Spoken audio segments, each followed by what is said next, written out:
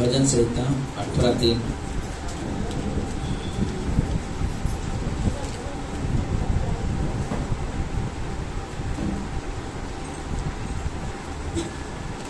मिला सबको?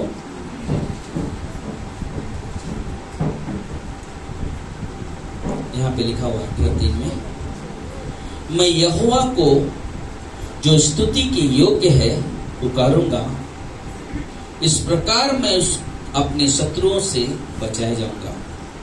ना, मैं यहोवा को क्या करूंगा? जो स्तुति के योग्य है उसे क्या करूंगा? मैं पुकारूंगा, इस प्रकार मैं अपने शत्रुओं से बचाया जाऊंगा। ना, अपने शत्रुओं से बचाया जाऊंगा। आइए हम लोग प्रार्थना करें। प्रिय परमेश्वर, प्रभु यीशु हम धन्यवाद देते हैं, आज की सभा को आपके हाथों देते हैं।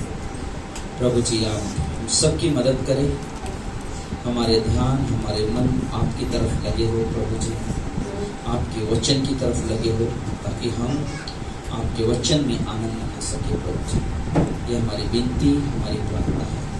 प्रभु यीशु के नाम से सब कहते हैं। बैठ जाएंगे।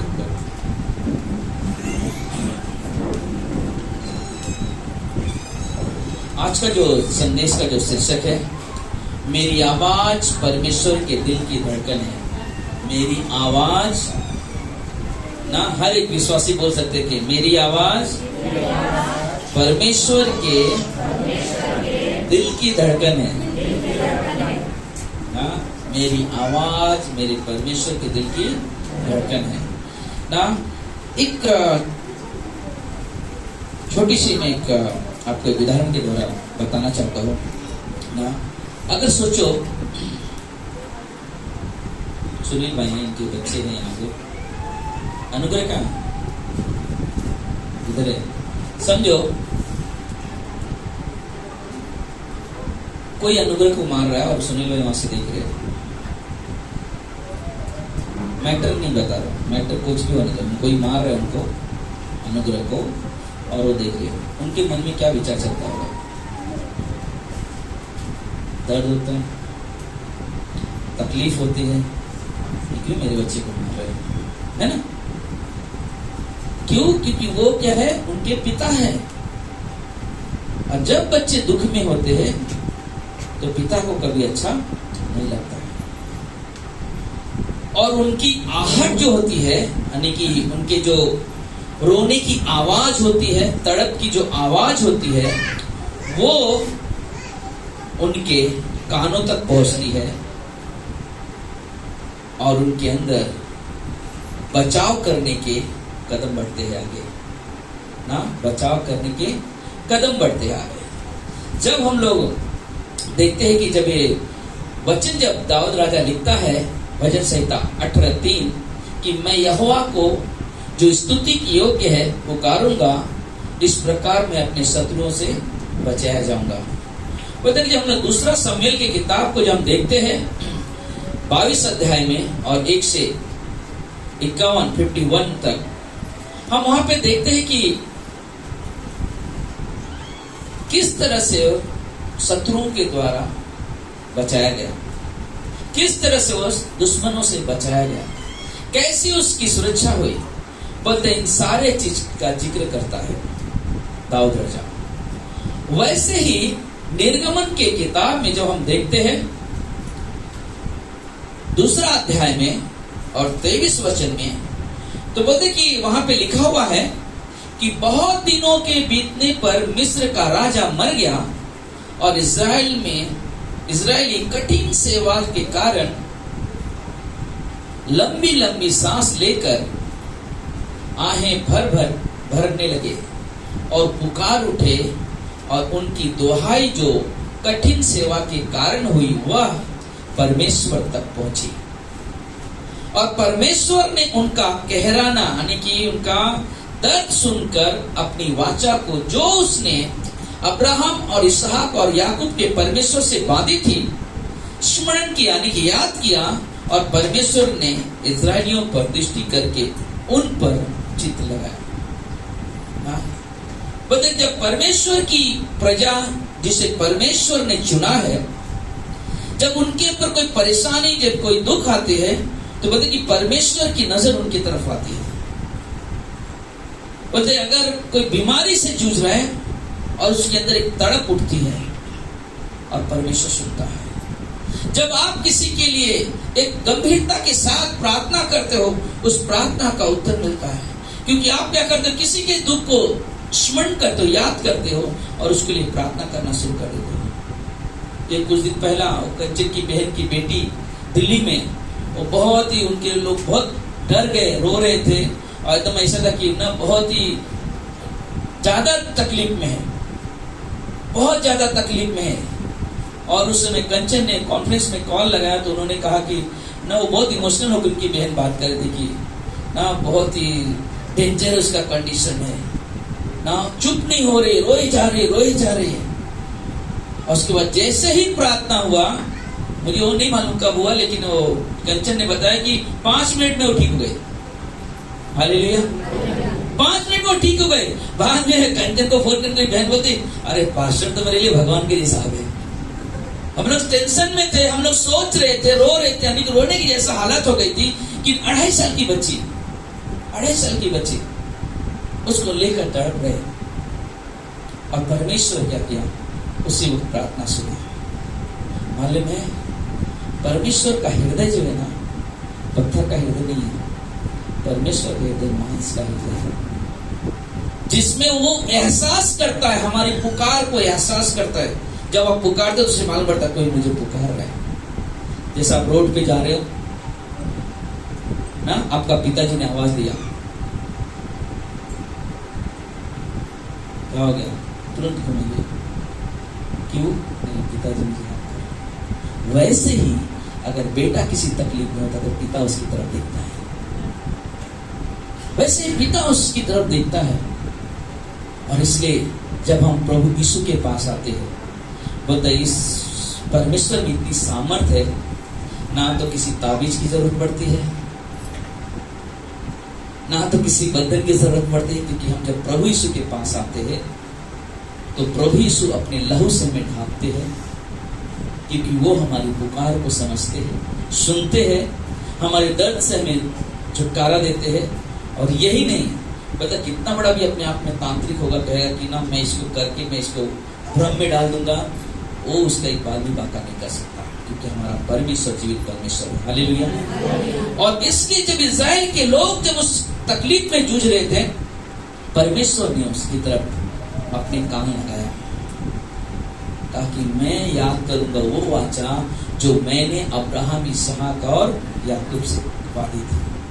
मैं उन्हें छुड़ाऊंगा, मैं उन्हें बचाऊंगा, क्योंकि वो मेरी प्रजा है, वो मेरी प्रजा है। और जरूरी है कि हम उन चीजों को समझें। निर्गमन के 3:7 से 9 में लिखा हुआ है, यहाँ कहता है कि फिर यहोवा ने कहा, मैंने अपनी प्रजा के लोगों को जो मिस्र में हैं, उनके दुख को निश्चय देखा है। क्या किया परमेश्वर, क्या बोला, जो मिस्र में है मेरी प्रजा, मैं उनको दुख को देखा है, मैंने दुख को देखा है, और उनकी जो चिल्लाहट है परिश्रम करने वालों के कारण होती है, उनको भी मैंने सुना है, उनको भी मैंने क्या किया है, सुना है। सोचो परमेश्वर का मन कैसा है, परमेश्वर का हृदय कैसा है। जब आप किसी दुख में हो वो देखता है, जब आपकी तड़प उठती है तो सुनता है कि मेरे बच्चे किस परिस्थिति में, क्योंकि मेरा यीशु यानी कि मूर्तियों में नहीं बसता, मेरा यीशु पत्थर में नहीं बसता, क्योंकि वो मेरी आवाज को सुन नहीं सकता, वो मेरी आवाज को नहीं सुन सकता। क्यों नहीं उसमें बसता है, क्योंकि उसमें बसने योग्य है नहीं मेरा यीशु, क्योंकि वो पहला चीज जीवित परमेश्वर है। तो जीवित को कभी भी हम पत्थरों में डाल नहीं सकते, और ये यीशु की सबसे बड़ी खासियत है।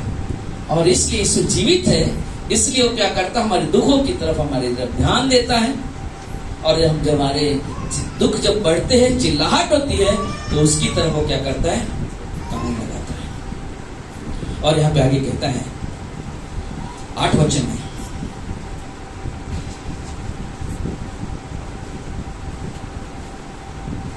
उनके चिल्लाहट परिश्रम करने वालों के कारण जो उसको होती उसको मैंने सुना है और उनकी पीड़ा पर मैंने चित्त लगाया है।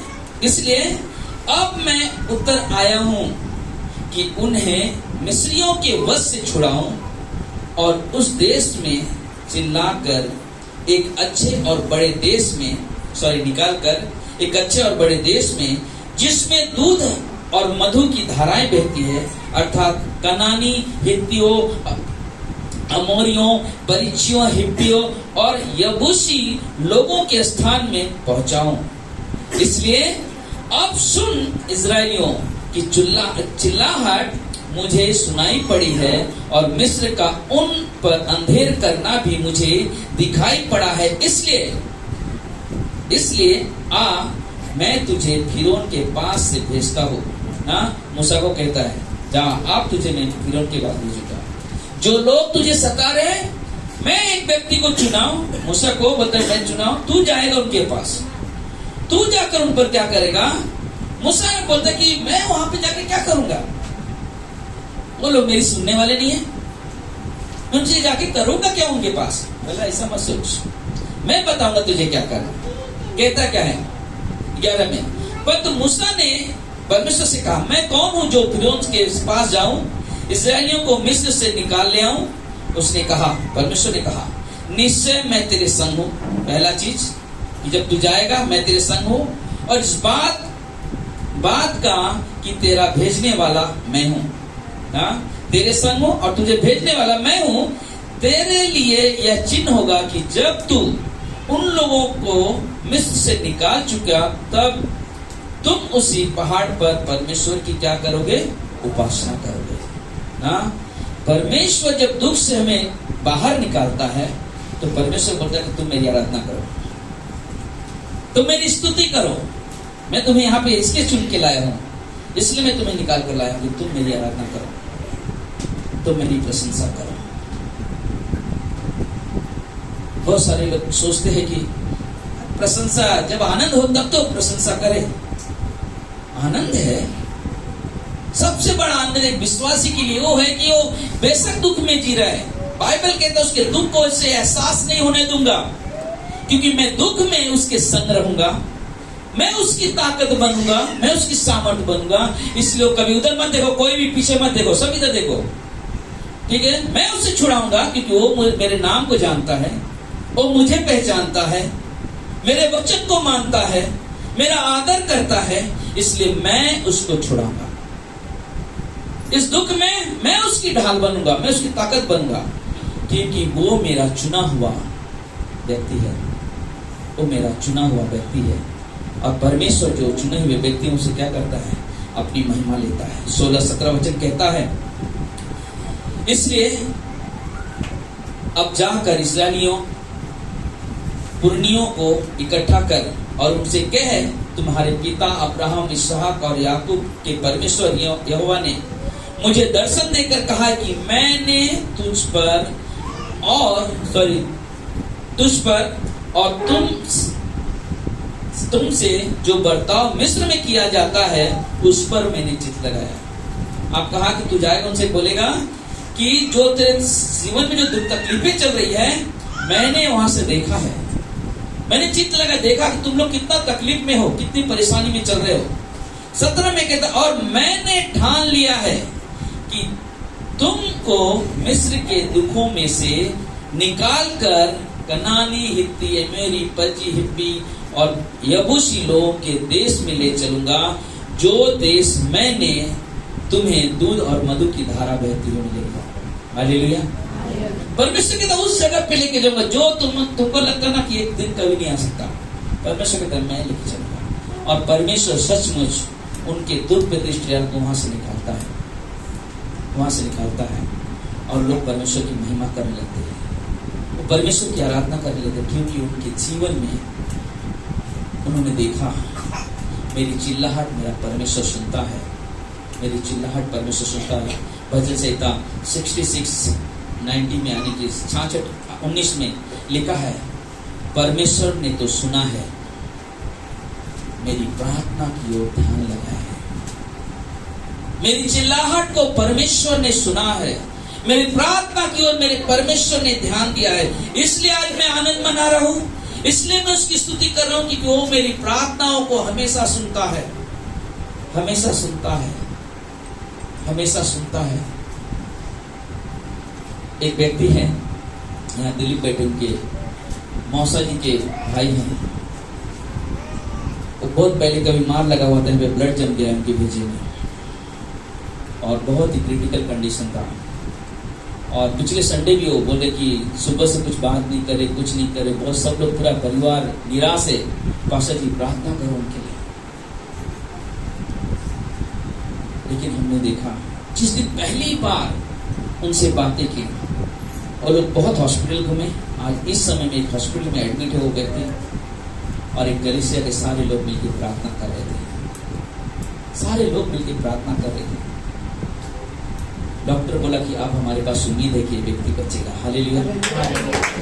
कहा कि उम्मीद है अब ये व्यक्ति बचेगा, और आज भी उसके जीवन में परमेश्वर बहुत अच्छे से काम कर रहा है। एक और आपको कहानी बता दो, बहुत साल पहले की, बहुत साल, मुझे लगता कि 10-11 की बात होगी। ममता दी की बहन, ममता जी राज की मौसी, खून की उल्टी हो रही थी, उन्हें दिल्ली में थी,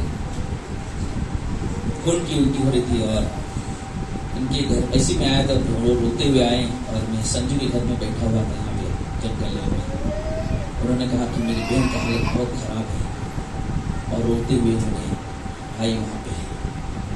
हमने कहा फोन लगा, मैं प्रार्थना, उन्होंने कहा मेरा फोन नहीं पास है, मेरा नंबर लाओ, मैं लगाता हूँ। और उन्होंने नंबर लेकर फोन लगा।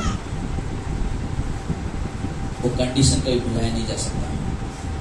कल भी हम लोग बहुत देर तक बैठ के हम लोग यही सब बात कर रहे थे कि परमेश्वर ने हमारे चर्च में इतनी अद्भुत अद्भुत कार्य किया है कि मैं कभी भुला नहीं सकता हूँ, और ना तो कभी सोच सकता हूँ कि मेरा परमेश्वर कभी सुनता नहीं है। हालेलुया। और उस वक्त जब फोन लगाया, प्रार्थना होने लगा, बोलते कि वो प्रार्थना परमेश्वर तक पहुंचा।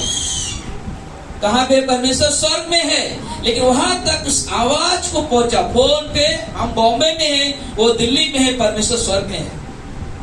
यहाँ से प्रार्थना उस लेडीज के लिए वहां से स्वर्ग तक गया वो प्रार्थना, और उत्तर आया आज भी चंगाई में। हालेलुया। परमेश्वर काम करता है, हमारा काम है उन्हें पुकारना, हमारा काम है परमेश्वर को। कोई आदमी दुखी है तो ये मत सोचो अरे उसका दुख है, नहीं। हम एक पास्टर होने के नाते और हम एक विश्वासी होने के नाते हमारा कर्तव्य, कोई व्यक्ति अगर बीमार है तो सोच लेना उसकी बीमारी हमारी बीमारी है, उसकी बीमारी हमारी बीमारी है, और उसके लिए प्रार्थना करो। कोई आदमी है मुसीबत में है, या कोई बिजनेस कर रहा है उसमें सक्सेसफुल नहीं हो रहा है, वो आदमी आता है प्रार्थना के लिए। आज भी एक गवाही है, मैं वापस वो चीज याद करा रहा हूँ। बहुत सारे लोगों के जीवन में, इलाहाबाद में हो, इलाहाबाद के बाजू में एक व्यक्ति, उसका बेटा 6 साल का बच्चे को लेकर इसी हॉल में आया था। उसको कोई बीमारी हो गई थी, इतनी खतरनाक बीमारी थी कि उसका इलाज के लिए यूपी से यहाँ भेजा गया। फिर यहाँ से क्या किया, वो डॉक्टर ने बोला तो चेन्नई जाओ या तो दिल्ली जाओ। लेकिन वो एक पल के लिए संडे दिन आया, 2 मिनट भी नहीं मिला रहेगा, चला गया और दिल्ली में गया। दिल्ली में जाने के बाद वो अपने बच्चे के इलाज में व्यस्त हो गया। 1 महीने के बाद बच्चा मर गया। लेकिन बच्चे के इलाज में उसकी कंडीशन ऐसी हो गई थी कि जितना भी पैसे था, ज्वेलर्स का दुकान था सोचो उसके पास, सब पैसा खत्म। 1 किलो आटा लेने के लिए भी पैसा नहीं था उसके पास। 1 किलो आटा लेने के लिए, आज का नाम जुड़े हुए फोन पे है, उनका नाम है देवी प्रसाद जायसवाल। देवी प्रसाद जायसवाल। और उनके जीवन में हुआ क्या, बोले कि एक दिन वो होने के बाद इसी घर में लेटे हुए थे, टीवी चालू किया, वहां पे प्रार्थना चल रही थी। उनको गैस्ट्रिक का प्रॉब्लम था और उस गैस्ट्रिक के लिए प्रार्थना कर रहे थे और वो ठीक हो गए। अचानक उनको याद आ रही, मेरे पास एक कार्ड है जो बॉम्बे से एक पास्टर ने दिया था, तो कार्ड लेके क्या किया, फोन किया। अब फोन पे क्या गया, सब या संडे मिलने लगे, बातचीत होने लगा, करते करते 2013 में उनके घर पे गया। मैं उनको अच्छे से देखा नहीं ना, वो मुझे अच्छे से देखे, लेकिन खाली एक चीज हो कि मुझे वहां पे जाना है। फोन पे बात हो रही, उस समय वो मोबाइल ऐसा भी नहीं, थोड़ा वीडियो कॉल कर सके इतना कि हम लोग एक दूसरे को देख सके। लेकिन क्या हो रहा था, सिर्फ फोन पे बात हो रहा था। और हम लोग 4-5 लोग यहाँ से गए उनके यहाँ। जब वहाँ पे वैसे हम उतरे ट्रेन से उतरे, अचानक वो आके पहचान लिया, मैं भी उनको पहचान लिया। तो कल्चर होता ना जगह का, तो आया मेरा पैर पढ़ने के लिए। बोला नहीं, मैं पास्टर हूँ, मैं परमेश्वर नहीं हूँ कि हम पैर पढ़ना।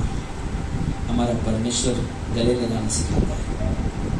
गले मिले, बात करने लगा, फिर उनके घर पे गया, उनके दुकानों को देखा, पूरी तरह से खाली पड़ा हुआ दुकान, और उन्होंने अपनी परिस्थितियां बताने लगे, कैसे हो रहा है मेरे जीवन में, मैं कैसे ऊपर आऊंगा। उनसे एक चीज कहा, अगर आप सचमुच प्रभु यीशु पे दिल से विश्वास करते हो, मुझे विश्वास है, आप एक बार खाली दिल से पुकारो, प्रभु मुझे इस काम में कामयाबी दो। मैं कहता हूँ आप कभी भी निराश नहीं हो गए। उस दिन प्रार्थना होने लगा, उनके घर में 3 दिन था, प्रार्थना हुआ। प्रार्थना होने के बाद उन्होंने बपतिस्मा भी ले लिया, सब कुछ किया, प्रार्थना होने लगी। प्रार्थना करते करते प्रार्थना तक हो गया। फिर अचानक एक आदमी आता उनके पास, बोलता कि अरे मेरे पास पैसा पड़ा हुआ है, मैं चाहता हूँ कि आप इस पैसे को इस्तेमाल करो अपने बिजनेस में, बाद में मुझे दे देना। सोचो पड़ गया, पटक से सोचना, आदमी आता है, पैसा लो, कुछ बिजनेस करो, बाद में मुझे दे देना। आज के तारीख में मालूम, उसके पास इलेक्ट्रॉनिक का बहुत बड़ा शोरूम है, इलेक्ट्रॉनिक का हर एक आइटम उनके पास है। परमेश्वर प्रार्थना सुनते हैं अगर हम दिल से विश्वास करकर उनसे मांगते हैं, क्योंकि परमेश्वर जीवित परमेश्वर हमारे यीशु, और वो सुनते हैं। इसलिए जरूरी है कि हम अपने परमेश्वर पे अपने मन को हमेशा बनाए रखें, अपने मन को परमेश्वर की ओर बनाए रखें। निर्गमन के 6 अध्याय में 1 से 7 में लिखा हुआ है, तब यहोवा ने मूसा से कहा, अब तू देखेगा कि मैं फिरौन से क्या करूंगा, जिससे वह उनको बरबस निकालेगा, और वह तो उन्हें अपने देश से बरबस निकाल देगा। परमेश्वर ने मूसा से कहा, मैं यहोवा हूं, मैं सर्वशक्तिमान ईश्वर के नाम से अब्राहम, इसहाक और याकूब को दर्शन देता था, परंतु यहोवा के नाम से मैं उन पर प्रकट न हुआ, और मैंने उनके साथ अपनी वाचा दृढ़ की, अर्थात कनान देश जिसमें वे परदेशी होकर रहते, वे उसे उन्हें दे दूंगा। इस्राएली जिन्हें मिस्र के दास्तों में रखते हैं, उनका कहराना भी सुनकर मैं अपनी वाचा को स्मरण करूंगा। इस कारण तू इस्राएलियों से कह, मैं यहोवा हूं, और तुमको मिस्र के बोझ के नीचे से निकालूंगा, और उनके दास्तों से तुमको छुड़ाऊंगा, और अपनी भुजा बढ़ाकर अपनी भारी दंड देकर तुम्हें छुड़ा लूंगा। मैं तुमको अपनी प्रजा बनाने के लिए अपना लूंगा, और तुम्हारा परमेश्वर ठहरूंगा, और तुम जान लोगे कि मैं तुम्हारा परमेश्वर यहोवा हूं, जो तुम्हें मिस्र के बोझ के नीचे से निकाल ले आया। हालेलुया। ना परमेश्वर काम करता है, और जरूरी है ना। एक समय था, यीशु मसीह इस दुनिया में थे, जगह जगह जाते थे, लोगों को सुसमाचार सुनाते थे, बीमारों को चंगाई देते थे। लेकिन एक बार एक व्यक्ति उनके पास आया, और उनका बेटा बहुत ही बीमारी से ग्रसित था। उनके अंदर दुष्टात्माएं थी, जिसे कहा जाता है शैतान, उसके सेना, उसके अंदर दुष्टात्माएं थी। और वो बहुत प्रार्थना की, उनके शिष्यों लोग भी प्रार्थना, ठीक नहीं हुआ। लेकिन उसके अंदर एकलौता बेटा था, एक ही बेटा था, और वो अपने बच्चे को लेकर यीशु के पास आया, प्रभु मुझ पर दया कर, मेरा एकलौता बेटा है, ये बहुत परेशान है, बहुत कुछ किया, तेरे शिष्यों ने भी प्रार्थना की, चंगाई नहीं पाया, प्रभु मेरे बच्चे पे दया कर, मेरे बच्चे पे दया कर। यीशु ने उसकी आवाज को ध्यान रखा, उसे कहा लेके आ बेटे को मेरे पास, और उसी वक्त परमेश्वर क्या किया, यीशु मसीह उसको चंगाई दे दिया। ऐसे जीवन में ऐसी कई घड़ियां, कई पल आए जहां पे हम देखते हैं कि परमेश्वर प्रार्थना को सुनते हैं, परमेश्वर हमारी आवाज को पहचानते हैं। मालूम यीशु मसीह के इस दुनिया में आने का योजना क्या था, मकसद क्या था? हम और आप पापी है कि नहीं है? हम सब मनुष्य पापी है, और पापियों से कोई प्रेम करता है हमारे ईश्वर से। यीशु मसीह के आने से पहले बहुत सारे लोग मरने लगे, बहुत सारे लोग मरा। कोई यीशु को नहीं जाना मर गया, जो जाना वही मर गया। लेकिन यीशु मसीह ने देखा 90% लोग ऐसे लोग मरते हुए जा रहे जिन्होंने, उनके लिए एक ही द्वार खुला हुआ है, वो है नरक। सब लोग मर के नरक की तरफ चले जा रहे हैं। यीशु मसीह स्वर्ग से देखकर उस नरक की आवाज उनके कानों तक लगी, उस जगह पे है क्या तड़प है। और यीशु मसीह ने कहा कि पिता, मुझे बहुत दुख हो रहा है कि इंसान जिस तरह से मरते हुए नरक में जा रहा है, क्योंकि हम लोग इंसान को नरक जाने के लिए उनकी रचना नहीं की। हम इंसान की रचना अपनी महिमा के लिए और स्वर्ग जाने के लिए। नरक तो हमने शैतान के लिए बनाया, लेकिन शैतान का काम है लोगों को अपनी तरफ आकर्षित करना और नरक की तरफ लेकर जाना। यीशु मसीह ने कहा, पिता, मैं इस धरती पे जाऊंगा, मैं इस धरती पे जाऊंगा। मैं मनुष्य के दुख को देख नहीं सकता हूं, मुझे जाना है। मैं जाऊंगा उनके लिए, मैं जाकर उनके दुख को मैं अपने ऊपर लूंगा, उनके पापों को मैं स्वीकार करूं, मैं ले लूंगा अपने ऊपर। लेकिन मैं उन्हें नरक नहीं जाने देना चाहता हूं। आज यीशु मसीह, आज से 2022 साल पहले, 2022 साल पहले यीशु मसीह इस दुनिया में आए, और उन्होंने इस दुनिया में आने के बाद उन्होंने अंधे को आंखें दिया, लंगड़ों को चलाया, बहरे सुनने लगे। 4 दिन का मरा हुआ इंसान कब्र से बाहर आया, एक आवाज दिया, लाजर बाहर आ, कब्र से जिंदा बाहर निकला। 4 दिन का मरा हुआ इंसान। एक याईर था, उसकी बेटी थी, मर गई तो उसे जिंदा किया। कई ऐसे चमत्कार किए। लेकिन जो इस संसार के जो सदुकी फर्सी, जो अपने आप में ज्ञानवान समझते, उन लोगों ने इस काम को देखकर उन्हें अच्छा नहीं लगा। उन्होंने कहा कि आदमी गलत काम कर रहा है,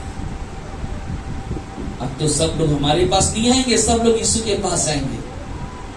इसलिए उन्होंने क्या किया, एक योजना बनाया। सदुकी लोगों ने, फरीसी लोगों ने, वहां के याजकों ने, जो उससे साथ में दूरियां रखते थे, वो लोगों ने कहा कि इसको यहाँ नहीं करना चाहिए। आप क्या, उसको चांस ढूंढने लगे पकड़ने के लिए। लेकिन जब उसे पकड़ा गया तो राजा के दरबार में पेश किया गया कि आदमी गलत काम कर रहा है। तो पूछा गया, तो क्या काम गलत कर रहा है, ये पूछा गया। तो बोला, ये अपने आप को कहता है यहूदियों का राजा। और क्या किया? कुछ नहीं, कोई गुनाह नहीं मिला। तो आदमी बोलता कि मैं इसमें आदमी कोई गुनाह नहीं देख रहा, इसको मैं क्रूस पे चढ़ा दूं या इसे सजा दे दूं। मैं नहीं देख रहा उसके अंदर, तुम कहीं और जाओ। और कहीं और लेके गए। अब उन लोगों ने फिर वापस उसके पास आते, लेकिन एक वहां पे कार्य होता है।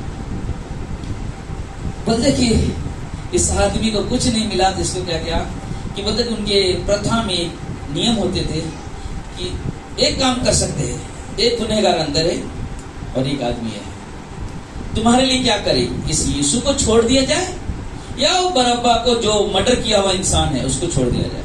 लोगों ने क्या किया माने में, नहीं बरअब्बा को छोड़ दो, इसको क्रूस पे चढ़ा दो। सब के सब पूरे पब्लिक चिल्ला रहे, यीशु को क्रूस पे चढ़ाओ, यीशु को क्रूस पे चढ़ाओ, बरअब्बा को छोड़ दो। सोचो, एक हत्यारे आदमी को छोड़ने को तैयार है, लेकिन एक धर्मी इंसान जो लोगों को चंगाई देता, लोगों के जीवन में काम कर, लोगों का जीवन बदलता है, उसे मारने के लिए तैयार है, मारने के लिए तैयार है।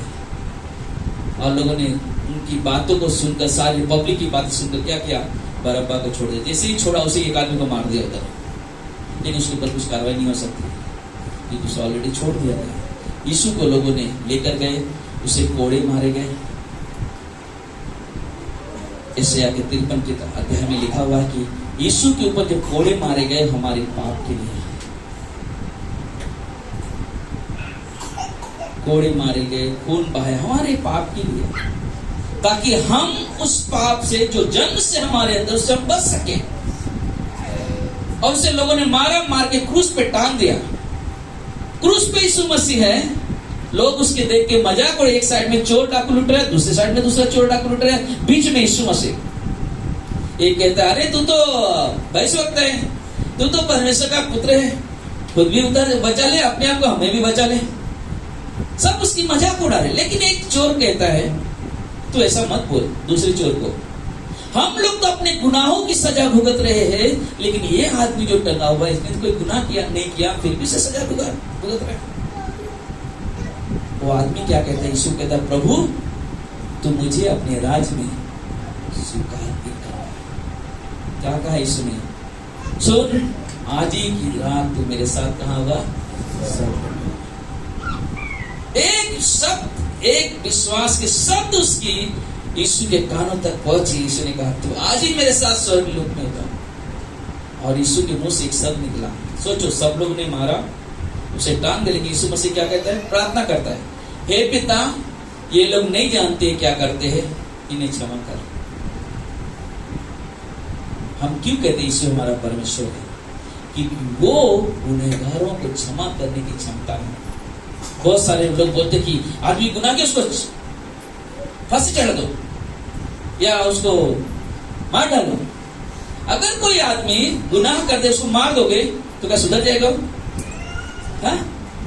नहीं सुधरेगा। लेकिन मैं देखा हो और जानता हो, अगर एक आदमी कोई गुनाह किया है, अगर उसे गुनहगार को सचमुच अगर उसे अनुग्रह और प्रेम समझाया जाए, वो सुधर सकता है।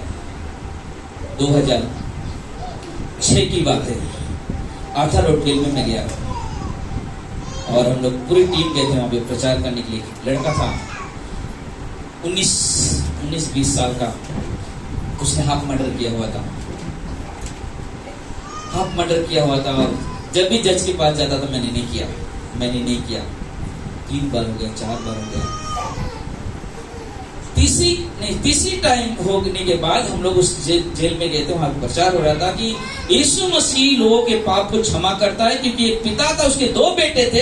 एक बेटा ने अपने जायदाद लेकर चला गया, अयासी में उड़ा दिया, और वापस आता है ये सोच के कि मेरे पिता के पास तो बहुत सारे नौकर काम करते हैं, तो मैं अपने पिता के पास जाऊंगा, बोलूंगा, पिताजी मुझे अपना नौकर बनाकर रखो। कोई पिता अपने बेटे को नौकर बनाएगा क्या? नहीं बना सकता। लेकिन उसके मन में ये विचार है, क्योंकि मैंने अपने हिस्सा ले लिया, अपनी जायदाद ले लिया, लेकिन अब मेरा सब कुछ खत्म हो चुका, क्योंकि ऐसी परिस्थिति आ गई कि अयासी में पूरे पैसा उड़ गए। यहाँ तक कि जब उसको नौकरी मिला था सूरज चढ़ाने के लिए, और जो उनको खाना दिया जाता था, बोलता कि वही खाना उसको खाना पड़ता था। तब उसे याद आया कि मेरे पिता घर में तो कितने सारे लोग काम करते हैं, मैं जाऊंगा, कहूंगा पिता से, पिताजी मैं परमेश्वर और आपके विरोध में मैंने पाप किया है, मुझे अपना एक नौकर बनाकर रखो, मैं आपके घर में रहूंगा। मालूम क्या होता है? मतलब कि कई समय बीत गया, लेकिन वो जब आता है, गेट के पास होता है, बहुत बड़े बड़े दाढ़ी हो जाते हैं, गंदे कपड़े होते हैं, लेकिन पिता वहां से उसकी नजर जाती है, उसकी तरफ देखता है कि ये तो मेरा बेटा है। बेटे की कैसी परिस्थिति, पिता उसके दर्द को बराबर पहचान लेता है, उसके चेहरे को बराबर पहचान लेता है, और उसने देखा है तो मेरा बेटा है। बोला बेटा नहीं भाग गया, लेकिन पिताजी दौड़ के गया, उसको पकड़ के चूमने लगा और कहा कि सबको बुलाए, नौकरों को, जल्दी इधर आओ, इसके लिए चलो व्यवस्था करो, नहलाओ इसको, नया कपड़े लेके आओ, दाढ़ी करो, रिंग पर अंगूठी पहनाओ, जूते पहनाओ, पार्टी करो, मेरा बेटा जो मर गया तो वापस आ गया,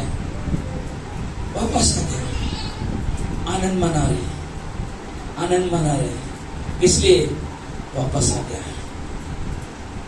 जब एक व्यक्ति कहता है प्रभु यीशु मैं पापी हूं, मुझे क्षमा करो, बताओ उसी वक्त परमेश्वर आपको क्षमा कर देते हैं। आपके जन्म से लेकर आज तक के पापों को क्षमा करते, आगे भविष्य में होने वाले पापों की भी क्षमा करते। लेकिन एक चीज है, जब हम संपूर्ण मन से प्रभु यीशु पे क्या करते हैं? विश्वास करते हैं। तब हमारे पाप क्षमा हो जाता है, हम परमेश्वर की संतान बन जाते हैं। इसलिए मेरे भाइयों, मेरी बहनों, 5 मिनट याद रखना आपके लिए खुशखबरी है। परमेश्वर आपसे बहुत प्रेम करते हैं और परमेश्वर नहीं चाहते कि कोई भी व्यक्ति इस दुनिया को जब छोड़े तो नरक चला जाए, लेकिन वो हर एक व्यक्ति इसको चाहते हैं कि वो स्वर्ग की तरफ आए। मैंने पहले बोला था स्विच ऑफ करो सब ना, वो चाहते कि सब लोग परमेश्वर की ओर स्वर्ग की तरफ जाए। इसलिए प्रभु यीशु आज आपके लिए निमंत्रण है परमेश्वर। अगर आप मन से दिल से स्वीकार करते हो कि प्रभु यीशु मैं पापी हूँ, मुझे क्षमा करे और मरने के बाद मुझे स्वर्ग में स्वीकार करे, मैं आपसे कहता हूँ प्रभु यीशु का हाथ आज भी खुला हुआ है और आपको अपनाने को तैयार है, अपनाने को तैयार है। आइए हम अपने सर झुकाएंगे, अपनी आंख बंद करेंगे। धन्यवाद मेरे पिता, धन्यवाद मेरे प्रभु जी। सारा आदर, सारा महिमा, सारा गौरव आपको देते हैं मेरे राजा। हे मेरे ईश्वर, हे मेरे परमेश्वर, इन समय में प्रभु जी हमारी प्रार्थना यहाँ पे लोगों के लिए प्रभु जी, सबकी आंखें बंद हो, सबके सर झुके हो।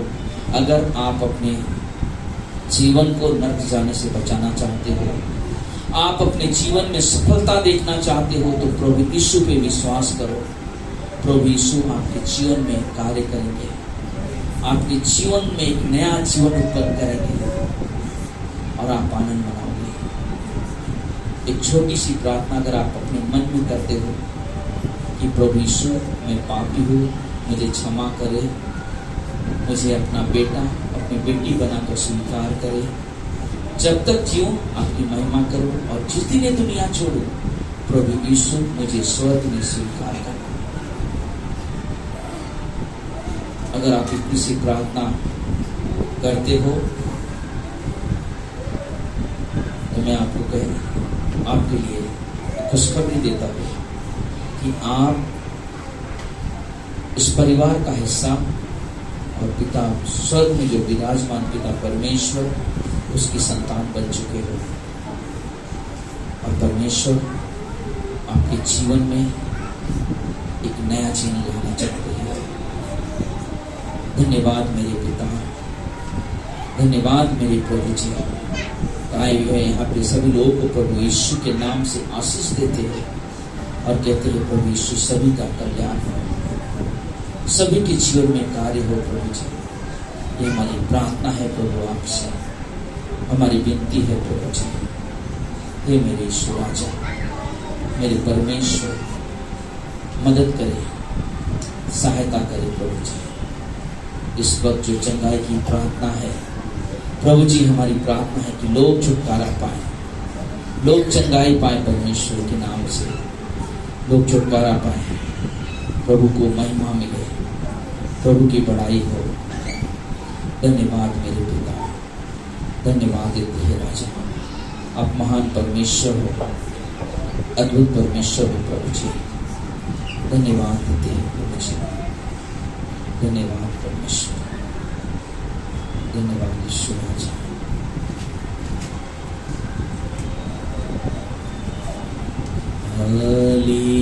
Hallelujah, hallelujah, hallelujah, hallelujah, hallelujah,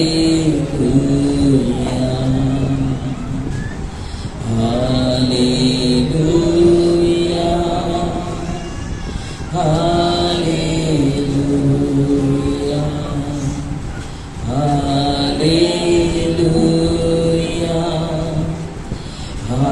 hallelujah. Yeshu धन्यवाद, यीशु धन्यवाद, यीशु धन्यवाद, यीशु धन्यवाद। Hallelujah hallelujah hallelujah